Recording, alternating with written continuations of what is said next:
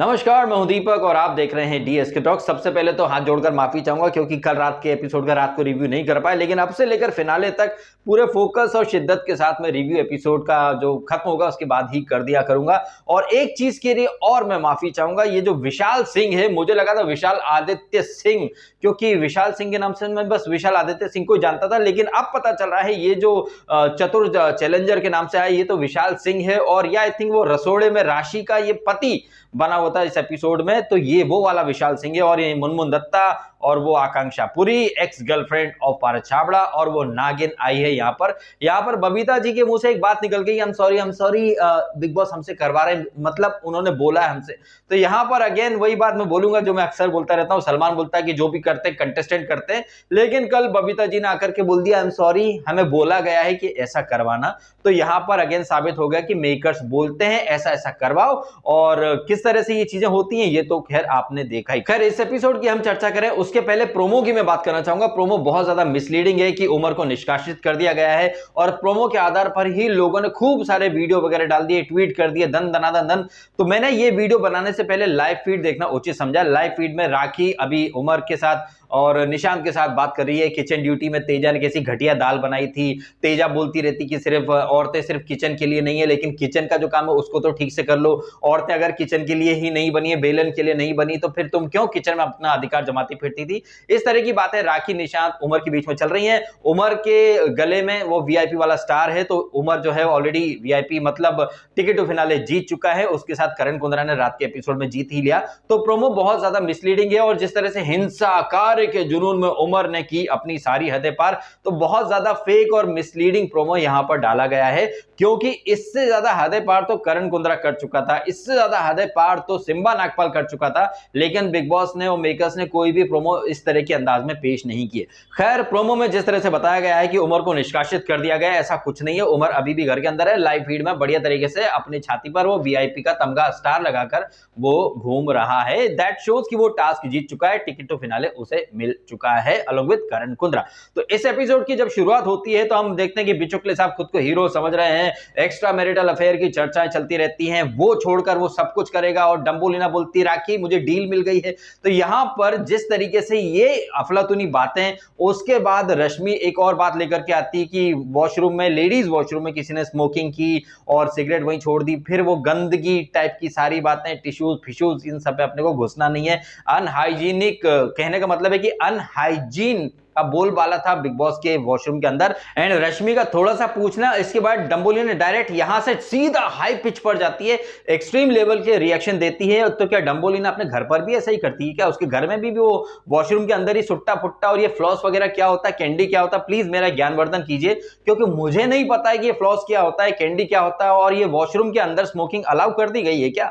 Big boss ने I think Ishan और निशांत को झाड़ा था कि आपने बाथरूम के अंदर स्मोकिंग कैसे कर ली। और आपको याद होगा बिग बॉस 12 में जसलीन ने कहा था कि सुरभि राणा ने वॉशरूम के अंदर स्मोकिंग की थी, तो सलमान सस्ता वकील बन गया था, कहा था कि नहीं वॉशरूम के अंदर ऐसा हो ही नहीं सकता। लेकिन कल रात के एपिसोड में पहले रश्मि देसाई ने और फिर बाद में राखी सावंत भी बोलती है एपिसोड के मध्यांतर के टाइम पर कि वॉशरूम के अंदर किसी ने दीवार पर स्मोक करके वो बुझाया है सिगरेट वगैरह, गंद बाड़ा। तो आप देख लीजिए, ये है सेलिब्रिटीज जो समाज को स्वच्छ रखने का बड़ा बड़ा ज्ञान देते हैं, मैनर्स की बात करते हैं, एथिक्स की बात करते हैं, संस्कार की बात करते हैं, लेकिन आप देख रहे हैं कि कैसे गंद मचाते हैं ये लोग। सिर्फ डिजाइनर कपड़े पहनकर मेकअप में रहते हैं, अंदर से कितने गंदे हैं, घटिया हैं, इस बात का आपको प्रत्यक्ष रूप से दर्शन देखने को मिल जाता है बिग बॉस के अंदर। और मैं बार बार कह चुका हूं कि ऐसे नल्लों को कौन पागल लोग हैं जो सेलिब्रिटी मानते हैं या फिर फॉलो करते हैं। ये लोग साले जिन्हें बेसिक हाइजीन का ज्ञान नहीं है, साले हक के धोते भी नहीं होंगे, साफ भी नहीं करते होंगे, हाथ तक नहीं धोते होंगे, और ऐसे लोगों को आप सेलिब्रिटी मान करके पूछते रहते हैं। तो प्लीज अपना थोड़ा दिमाग का इलाज कराएं, और डंबोलिना जैसे लोगों को फॉलो करना, उसको एक रोल मॉडल के रूप में मानना बंद करें। ये बात मैं इसलिए कर रहा हूं क्योंकि मेरे वीडियो के नीचे काफी लोग आते हैं डंबोलिना के सस्ते वकील बनने, तेजा के सस्ते वकील बनने, जबकि लाइव फीड में प्रतीक और शमिता एक मजाक में बात कर रहे थे कि ये तेजा तो ब्रश भी नहीं करती है यार, और ऐसे ही खाना पीना शुरू शुरू कर देती। तो ऐसे लोग हैं जिन्हें कई लोग प्योर सोल बोल रहे हैं, अच्छा बोल रहे हैं, जेन्युइन बोल रहे हैं। ये तेजा जो इस एपिसोड में जब डंबोलिना और राखी बोलते हैं कि तुम बहुत ज्यादा हक कर रही हो, भाई साहब। अब तेजा पुराण पर तो हम थोड़ी देर बाद आते हैं, पहले राखी लीना डंबोलिना की बात कर लें। डंबोलिना ओपनली प्रतीक को हक कर सकती है, किस कर सकती है, सब कुछ कर सकती है, और अभिजीत बिचुकले को वो सिरे से झाड़ देती है, डांट देती है। तो बिचुकले कहीं ना कहीं सोच रहा होगा हम काले हैं तो क्या हुआ, दिल वाले हैं, सबको बांटती हो, हमको डांटती हो, क्या इतना बुरा हूं मैं ना। इस तरह के ख्यालात बिचुकले के मन में आ रहे होंगे, और ये ख्याल आना लाजमी है, ठीक वैसे ही जैसे खुद फरहान की अम्मी का नाम शब्बो आजमी है। क्योंकि ये डंबोलिना जो कल रात के एपिसोड में भी बिचुकले की तीमारदारी कर रही थी, उसके पैर पीठ वगैरह दबा रही थी, उसके साथ मजाक मस्ती सब करती रहती है। 2-3 वीक पहले ये पप्पी कांड जब हुआ था, तब ये डंबोलिना और ये तेजुलिना बहुत ज्यादा चढ़ गए थे बिचुकले के ऊपर, लेकिन हमने देखा कि कैसे एकदम मस्ती मजाक चल रहा है, किसी भी तरह की दूरियां या किसी भी तरह का सो कॉल्ड अनकंफर्टेबल वाला अंदाज हमें देखने को नहीं मिला। तो जब बिचुकले की आंखों के सामने ये डंबोलिना प्रतीक को हक करती है, किस करती है, तो बिचुकले के मन में भी कुछ ना कुछ चेंजेस तो होते ही हैं। एक टर्म यूज की थी ना इसने, डंबोलिना ने, कि प्रतीक जब मुझे हक करता तो इसके अंदर हार्मोनल चेंजेस होते हैं। तो हार्मोन सबके अंदर होते हैं भाई साहब, बिचुकले के अंदर भी अगर आ गए तो क्या प्रॉब्लम हो गया। तो जो पॉइंट मैं यहां पर हाईलाइट कर रहा हूं, जैसे डंबोलिना को हक है या फिर तेजा को हक है कि वो हग कर सके अपने अपने दिलबर को, आपको पूरी फ्रीडम है, वैसे ही सामने वाले को भी फ्रीडम होनी चाहिए या नहीं होनी चाहिए अपनी अभिव्यक्ति की आजादी का, यानी अपने शब्दों को एक्सप्रेस करने का। अब बिचुकले अगर उसे चमेली बोल दे या उसे पप्पी मांग ले या कुछ भी बोल दे तो उसके शब्दों के ऊपर बड़ी आपत्ति हो जाती सबको। लेकिन आप नेशनल टीवी पर एक जो दोगलापन दिखा रहे हो कि आपको जो बंदा पसंद है आप उसके साथ पप्पी करोगे, सब करोगे, तो ये तो भाई गलत है ना। मतलब इस तरह की अगर आप हरकतें कर रहे हो और आप ये उम्मीद करो सामने वाले से कि वो आंखें बंद कर ले, देखे नहीं गांधी जी का बंदर बन जाए, तो ये तो गलत है ना भाई साहब। अगर आप चाहती हैं कि कोई आपको कुछ ना बोले तो आप ऐसा मौका ही मत दो, आप ऐसी हरकतें ही ना करो। और ये राखी जैसे कि तेजा को ज्ञान दे रही थी कि तुम बहुत ज्यादा चिपकम चिपकी करते हो, तो करण इतना नहीं करता, तेजा तू बहुत करती है।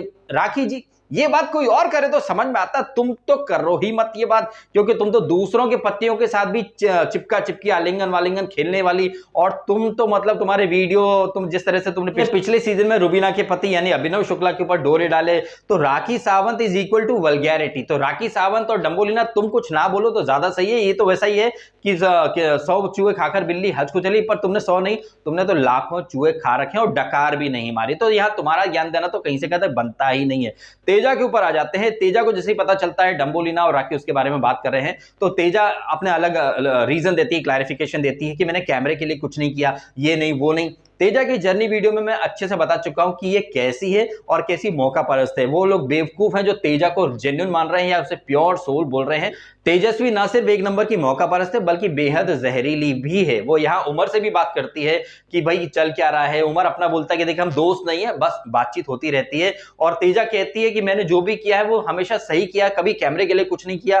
तेजा मैडम तुम्हारे जर्नी वीडियो में मैं अच्छे से बता चुका हूं कि तुमने कितनी कितनी गलत हरकतें करी हैं। तुमने वो आई लव कैप्टन वाली टास्क में इंसानियत का दिखावा करके कहीं ना कहीं उमर के प्रोफेशन को टारगेट करने की कोशिश करी। तुमने विशाल कोटियान के साथ पहले प्यार की पींगे लड़ाई, कुंदरू ऐप के लिए ऑडिशन दिए, फिर सडनली बोल दिया कि ये तो ऐसा है, घटियापंथी करता है। फिर अभी रिसेंटली डंबोलिना ने पप्पी कांड मचाया तो तुम पहुंच गई थप्पड़ मारने के लिए, लेकिन वही डंबोलिना खुद बिचुकले के पैर दबा रही है, उसके साथ मस्ती मजाक कर रही है, इमरान हाशमी वाला सीन करने की सब बातें हो रही है, दिल का अच्छा उसके कपड़े धो रहा है। तो मतलब क्या चल क्या रहा है। तो कहीं ना कहीं तुम्हारा जो स्टैंड है वो तो एकदम पोपट हो गया, औंधे मुंह गिर गया तुम्हारा स्टैंड। तो तुम ये जो कह रही थी कि मैंने जो किया है हमेशा सच का साथ दिया है, सही किया है, तुमने एक भी काम सही नहीं किया। तुमने लोगों को इस्तेमाल किया है, तुम करण कुंद्रा को भी इस्तेमाल कर रही है। तुम जो केक वो बना रहा था करण कुंद्रा उमर के बर्थडे के लिए, भाई उमर के बर्थडे के दिन सलमान खान ने उसको जो टारगेट करा, बेचारे का बर्थडे ही खराब कर दिया है सलमान खान और मेकर्स ने। खैर यहां पर तेजा भी वही कोशिश करने आती कि उमर का बर्थडे इत्मीनान से मन कैसे जाए, उसका केक बन कैसे जाए। करण अपना अकेला वो केक को बैटर वगैरह जो कर रहा है तैयार, ये आ जाती है मैडम वहां पर खाम खाम है यूं ही बेगानी शादी में अब्दुल्ला दीवाना बनने। हालांकि मैं यहाँ पर तारीफ करूंगा करण कुंद्रा की कि वो इसको झेल रहा है, टॉलरेट कर रहा है। इट एक्चुअली शोज कि करण कुंद्रा का tolerance level and maturity level काफी ज्यादा है और वो इसको झेल रहा है तेजस्वी को। इसके लिए तो करण कुंद्रा को एक नोबेल पीस प्राइज मिल ही जाना चाहिए, इतनी शांति से वो इसको झेल जो रहा है। तो तेजा जैसी नागिन जो कि जबरदस्त जहर दिखा रही है, और करण कुंद्रा जान भी चुका कि भैया इसके साथ बाहर बहुत मुश्किल हो जाएगी, चैन से जीने नहीं दे रही है, इस तरह की वो बातें जानता है कि तेजा ऐसी ऐसी हरकतें कर रही है, तो डेफिनेटली करण कुंद्रा एक नोबेल पीस प्राइज डिजर्व करता है। वहीं एक्टिंग का नहीं, ओवर एक्टिंग का ऑस्कर तो शम्मो महारानी डिजर्व करती हैं, क्योंकि घर वालों ने उन्हें टॉप 5 में नहीं रखा, और इंसानियत का देवता प्रतीक सहजपाल जिसने खुद शम्मो को टॉप 5 में नहीं रखा, वो कह रहा है कि लोगों की कहने से आपको फर्क नहीं पड़ता, आपको वैलिडेशन की जरूरत नहीं है, शम्मो आप महान हो। और शम्मो बोलती है कि भैया मेरी जर्नी किसी को दिख नहीं रही। शम्मो, जब मीडिया वाले आपको खैरात में टॉप 5 में ले गए थे तब आपने सोचा कि बाकी लोगों की जर्नी मीडिया वालों को नहीं दिख रही है? तुम्हारी जर्नी में है क्या? तुम्हारी जर्नी वीडियो बनाने के बारे में मैंने सोचा, लेकिन मैंने सोचा भाई तुम्हारी जर्नी वीडियो कम, वो विशाल कोटियन की जर्नी ज्यादा बन जाएगी, वो राकेश को वो बापट या फिर नया भसीन ओटीटीएंस की जर्नी ज्यादा बन जाएगी तुम्हारी जर्नी के मुकाबले। तो तुम्हारी जर्नी तो है ही नहीं भैया, सैया राजीव अड़ातिया की जर्नी ज्यादा बन जाएगी अगर मैं तुम्हारा वीडियो बनाने जाऊंगा तो तुम्हारी जर्नी नील बटे सन्नाटा है, समझी ना? तो यहां पर जो तुम ओवर एक्टिंग कर रही थी, तुम भी एक ऑस्कर ले ही लो, खटारा खटारा कर कर के।